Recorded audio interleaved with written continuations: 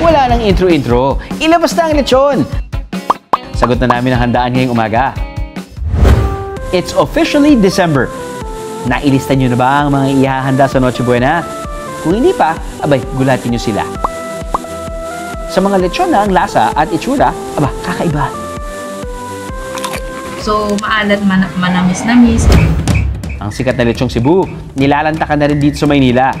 Dito nga sa Pateros, bidang-bida ang lechong ito. Pero teka, ano itong misteryosong nahagip ng aming kamera? Lechon na ang kulay itim na itim? May mga bumili tapos napapaatras kasi ano yun, parang sunog. Bakit itim? Baka pait. Kung ito ang iyahain sa harap nyo, kahagat ba kayo? Bakit mga kulay itim ang lechong ito? At walang maglilipat dahil sa mga sorpresa namin, hindi kayo maha-high blood. Bagong araw, bagong kalaman na naman ang hatid namin sa inyo mga kaaha. Bonus pa ang bagong kakitan na bubungat sa inyo linggo-linggo. That's me! Yan. Bumabanat ka na talaga, think ka. Cute na nga, witty at street smart pa. Tama! Kaya sa'yo ko, Kuya Drew eh. Kaya mga kaaha, kung hanap nyo ay solusyon sa mga problema sa bahay, barangay at buhay, kami na ni Kuya Drew ang bahala dyan. Ito na ang mga inihanda naming pasabog na amazing stories para sa inyo. Kumaring Judith is waving na ba mga kaaha? As in, due date na ba ng inyong mga bayarin? Kung hanap nyo ay easy money, mag-isip-isip na muna. 1,080 pesos. Yung service fee ko. Yung niloan ko is 3,100. Malapit na ang Monita Monito! May pangregalo na ba kayo? Say no more dahil dadalhin namin kayo sa mga pinakamurang Christmas bodega. Oh, ang mura. 45 pesos lang. Magkano po yung mga comfort? 100 na lang? At Tiangge in town. Sabi ng camera natin, eto daw. Yeah. Hit it mo. Santa nyo, pagod na. Pero don't worry dahil to the rescue ang mga beshi ni Santa. Always at your service, Santa! Sagot ka namin, Kuya Drew. Tampok ang boses ni Kapuso OST Princess, Hannah Priscillas. Sabay-sabay nating tulungan si Santa. It's reunion season! At syempre, hindi dapat mawala ang dito sa handaan.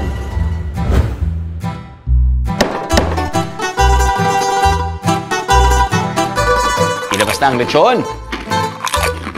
Mga pangregalo na ang presyo, piso lang. At lechon na ang kulay itim. Secret reveal na sa aming pagbabalik. Hindi tulad ng nakasanayan nating lechon, ang kulay nito itim na itim. Pero don't judge this lechon by its color dahil magliliwanag daw ang salo-salo. Sa lasa raw nitong panalo. August of 2021, nag-start kami. Nung nasa Cebu pa kami, nagluluto kami ng lechon de negra. Kasi yung maraming supply ng pusit sa Cebu, yung tinta, yung squid ink. Pero hindi namin binibenta. Parang sarili lang namin na konsumo. At bilang pamasko sa mga lechon lover ngayong Pasko, all the way from Cebu, dinala na rin nila ito sa kanilang menu. Mga unta mga kaha ng lechon de negra. Bukod daw sa asin, may halo pa raw itong sikretong pampalasa. Naintriga rin ba kayo? Secret reveal naman dyan.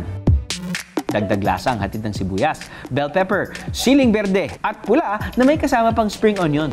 At para amoy pa lang, piyesta na. Hindi raw mawawala ang tanglad at bawang. Pero kapit lang dahil ito ang pinaka-espesyal nilang sangkap. Sa halip na gatas, ang isang buong baboy, mistulang pinapaliguan at pinipintahan ng kulay itim na pampalasa. Ang sikreto ng lechon de negra, tinta ng pusit. Saka ito iihawin sa loob ng 2 hanggang 3 oras. Matapos ang matyagang paghihintay, lantakan na natin ang kakaibang lechon de negra. May pagkasipod na taste po yung balat. At least first time ko po natikman ito. At para sulit, may pa-only lechon promo pa sila dito sa halagang 499 pesos. Huwag lang kakalimutang bitbitin ang mga maintenance medicine, mga pari at mari. CR break muna ha mga kaha. Matapos ang ulam, mag-dessert naman tayo. Pero lechon pa rin? What? Ang lambot ng texture niya. Lechon pero panghimagas! Alam niyo ba na ang lechon ay nagmula sa salitang Espanyol na lechona, na ang ibig sabihin ay suckling pig o yung mga biik pa lang na ginagawang lechon. Parte ito ng makulay na dining culture sa Espanya na nakuha natin mula sa mga Kastilang mananakop. Dahil tuloy-tuloy ang piyesta ng mga lechon dito sa AHA. Pero para hindi kayo maumay, mag-dessert muna tayo. Pero ng lechon pa rin? What? Ang kakaibang lechong ito, gawa ng kilalang bakery dito sa Bataan. Ang family namin ay mahilig talaga kumain ng lechon. Tuwing may handaan kami, hindi ito nawawala. What if gumawa kami ng lechon made of bread? It's a prank mga mare at pare. Pero kapag binatong araw kayo ng bato, mas dambuhala ang ganti kapag binato nyo sila pabalik ng lechon. Pero gawa naman sa tinapay. Presenting ang lechon bread ng Bataan. Bilang pambawi sa pagkabudol natin, ipapakita raw nila kung paano lechonin. Hulmahin itong star ng handaan. Papakita namin kung paano siya palamanan. So ito po yung butter, glazed fruits, raisins, cheese, cinnamon sugar, and nuts po.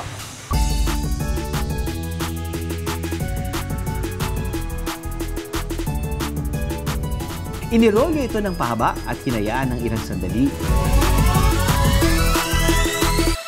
So ngayon na umalsa na siya, gugupitin na natin.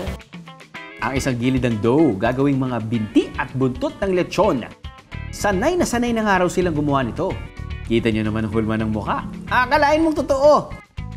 Pipintahan na natin siya ng egg wash para mas lumitaw yung kulay niya na lechon once na maluto. I-bake sa oven.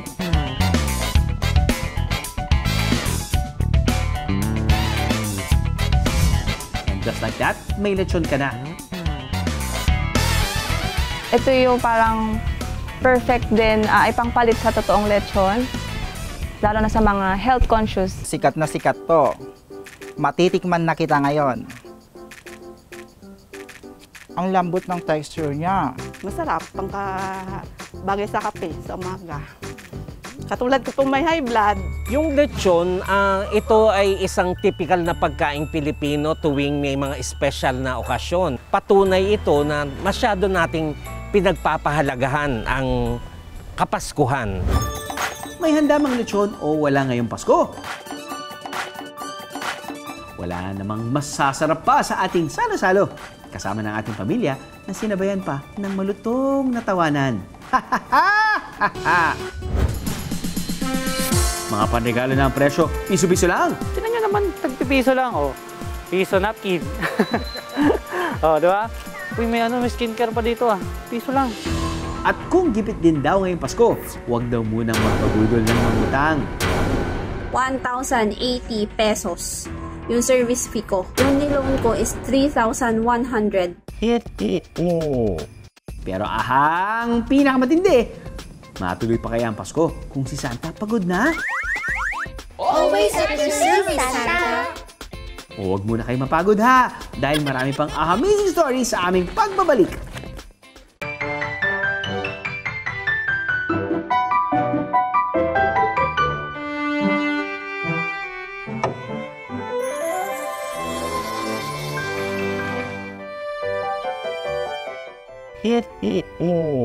Merry Christmas.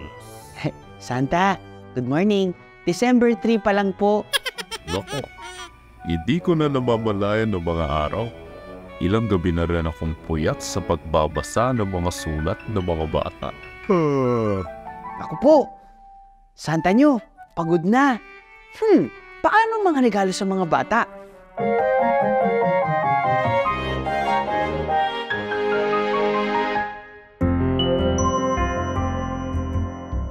Magandang umaga, Santa. Gusto niyo po bang magpahinga muna? O nga pala, siya si Wendy, ang sekretary ni Santa. Mukhang kailangan ko talaga muna magpahinga. Naduduling na rin ako kakabasa. Ayun! Massage is waving na rin! SOS, Kuya Drew! Lahat ng problema. Kaya naman, may solusyon. Kahit problema pa ni Santa. Sabi nga ng mga Gen Z, Mag-R&R ka muna, Santa. R&R? Oo, as in, rest and peace. Rest and relax, Santa. Always at your service, Santa. Makakatulog na ako. Salamat sa inyo.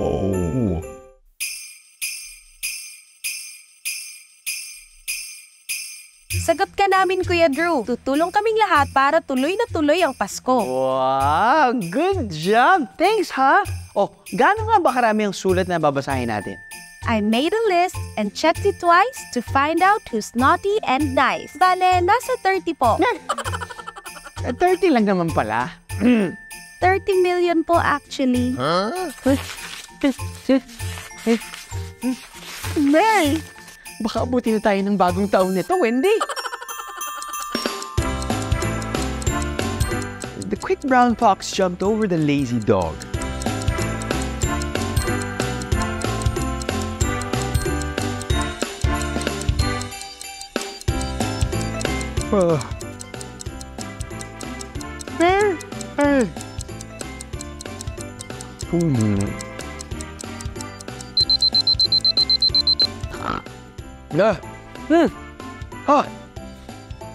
Emails! Gising! Sa pagkakaisa ng mga alagad ni Santa, walang naging imposible. Kuya Drew, nangingi na rin kami ng tulong sa mga kabarangay natin sa North Pole. Okay yan na. Alright, di ba? The more the merrier. At ang best part, mabilis tayo matatapos. Correct.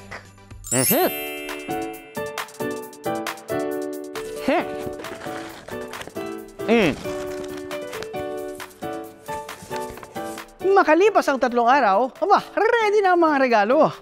Salamat, Kuya Drew, at sa ating mga kabarangay. Pero Wendy, itong sulat na ito, nung may isang araw ko pang napapaisip eh. Kanino kaya galing ito? Para sa aking Team Elves at mga mabubuting kapitbahay dito sa North Pole, isang malaking thank you sa inyo. Dahil dyan, deserve nyo ang R&R mula sa akin. Santa! Santa!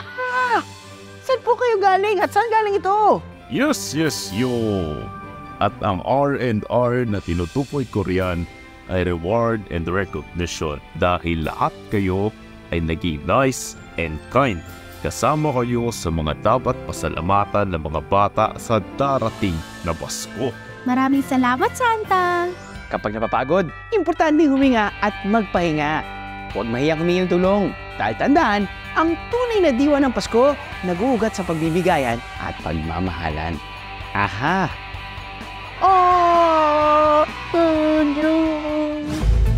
Kabado lang po kasi hindi alam ng parents ko and I'm a student. In need lang ako that time. Nagipit! Tumatawag sila sa mga tita and friends ko. They won't stop. Nanghiram! Gusto ko na po i-stop pero pinapabayad pa rin po nila ako. 1,080 pesos. Yung service fee ko. Yung niloan ko is 3,100. Na-scam! Laki ng interest at bawas niya. 1,900 yung niloan ko. 1,300 lang dumating sa akin. Budol is real nga ba sa usapang online pautang?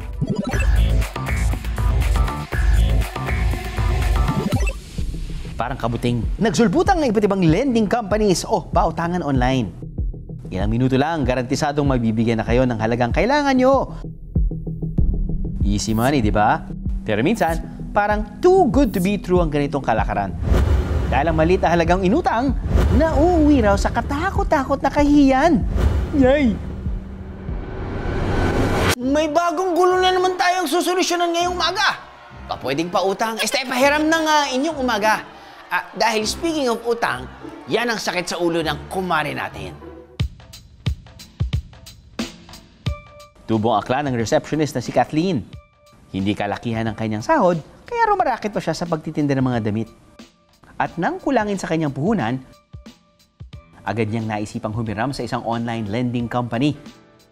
Nag-upload po ako ng isang valid ID. Naka-fill up na po ako ng mga form ng personal information ko. After nun, nag-offer siya sa akin ng 3,100 para sa first loan ko.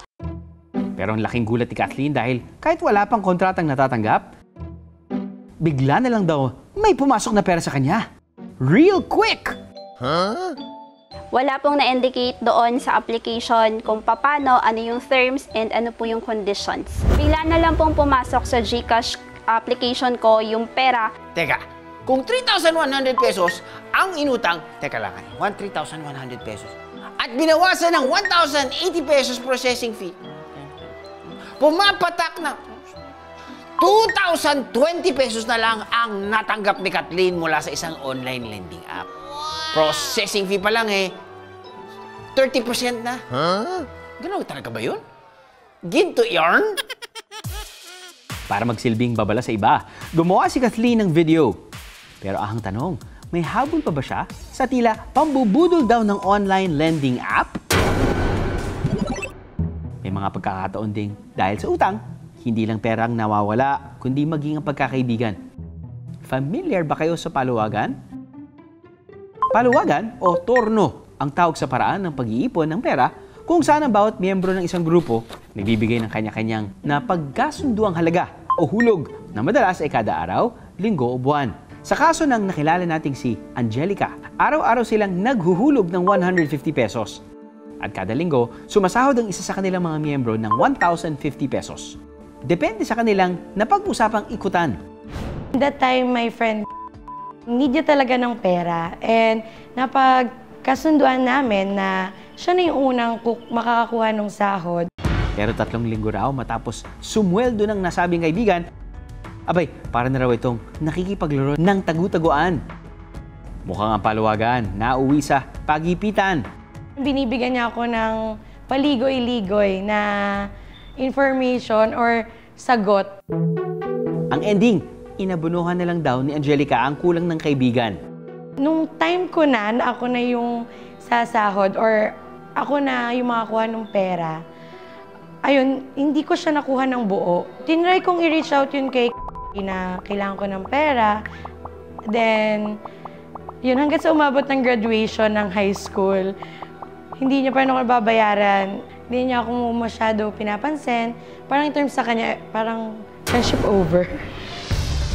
Ngayon, balikan naman natin si Kathleen na naging biktima raw ng isang online lending company. Hindi lang po pala ako yung nabiktima. Sobrang daming nag-comment regarding doon sa application. Wala naman silang natanggap na pera, bakit nila babayaran? Inaharas na sila sa call, tapos sinasabihan na sila na pupuntahan sila. Yung iba po nag-file na daw po ng police report.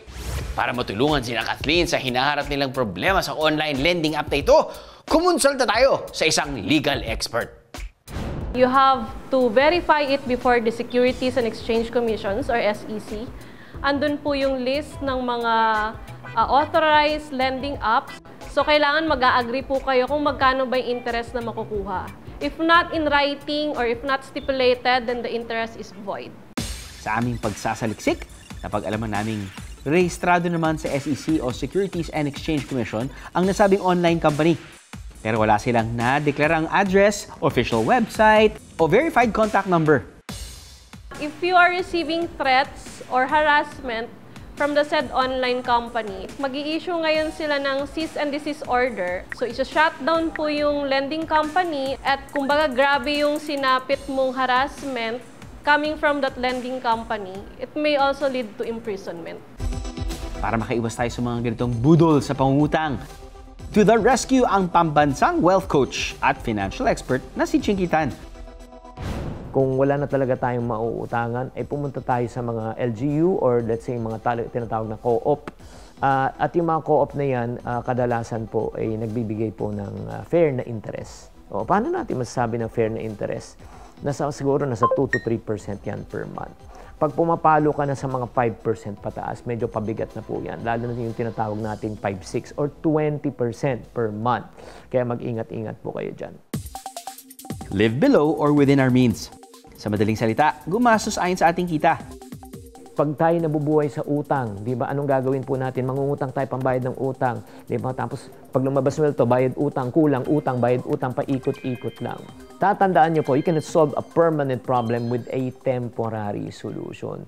Ang pinaka natutunan ko po sa nangyari sa akin at saka sa iba na rin pong nabiktima, wag na po basta-basta magtiwala sa mga loaning application kung hindi naman talaga natin na background check, lalong-lalo na sa mga application na basta-basta na lang nagpa-pop up, nagno-notif sa atin na i-download sila.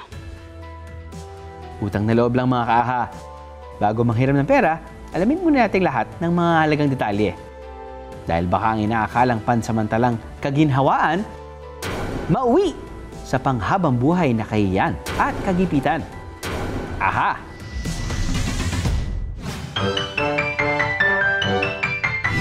Iyan. Ay, alam mo, Think? Ang bilis ng panahon, no? Parang kahapon lang, kakaumpisa pa lang ng taon, eh. Oo nga po. Diba? Tingnan mo yan. Bukas, kumakain na tayo ng fruit salad. Grabe. Ano sa tingin mo? Aba, kumakain ka na ng anak ng... Huy, ano ka ba, Tink? Nauna ka ng mag-Noche Buena yan? Ay, sorry po. Sa mga galanting ninong at ninang dyan, pati na yung mga thoughtful na kumare, barkada, boss, host, at sa lahat ng niniwalang it's better to give than to receive this Christmas. Sagot namin kayo. Mga Christmas gift ideas ang nilibre namin sa inyo.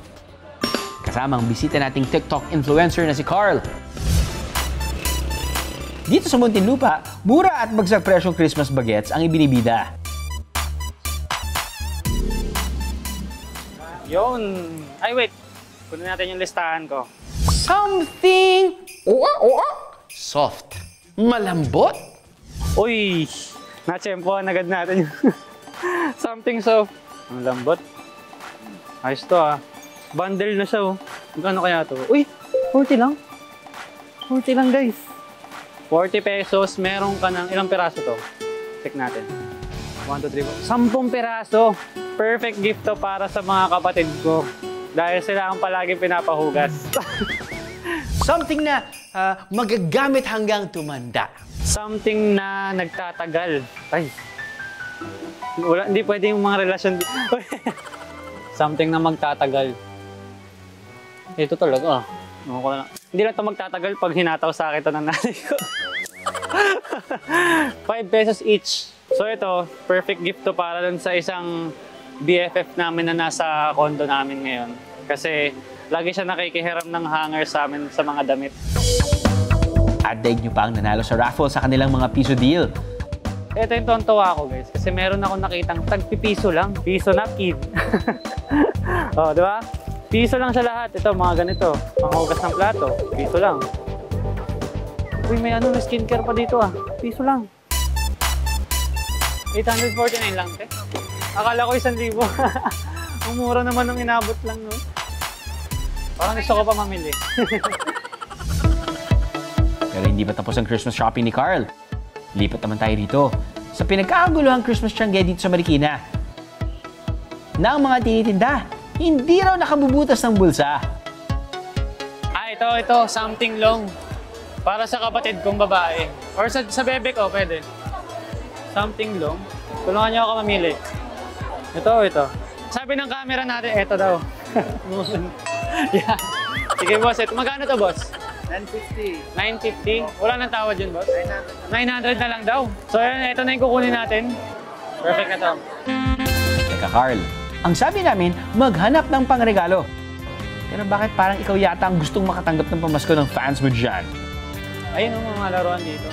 Ayan, meron kasi akong pamangkin na favorite. Oh, favorite pamangkin yun. Naalala ko siya na lang bibigyan natin ng laruan. Ito, something nostalgic kasi nung kabataan ko mahilig ako mag-yoyo. Yes, so... Gano?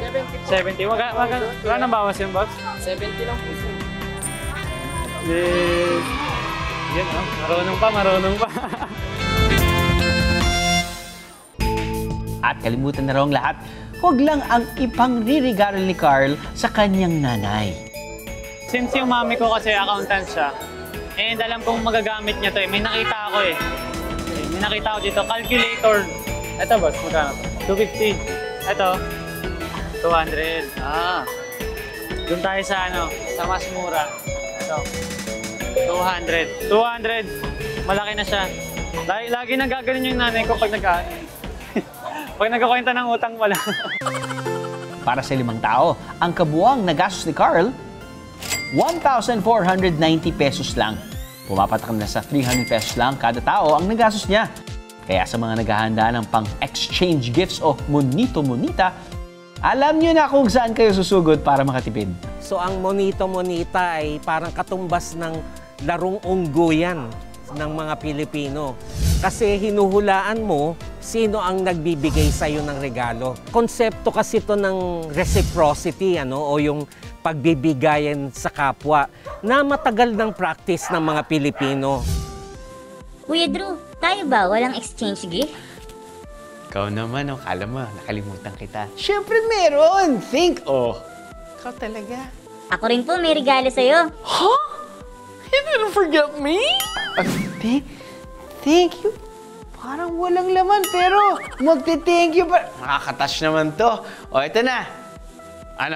Ready na tayo? Okay. Buksan mo yan. Wow, ano kaya to? Wow, may bago na akong kaibigan. Di ba? Madami yan. Iba-iba pang kulay.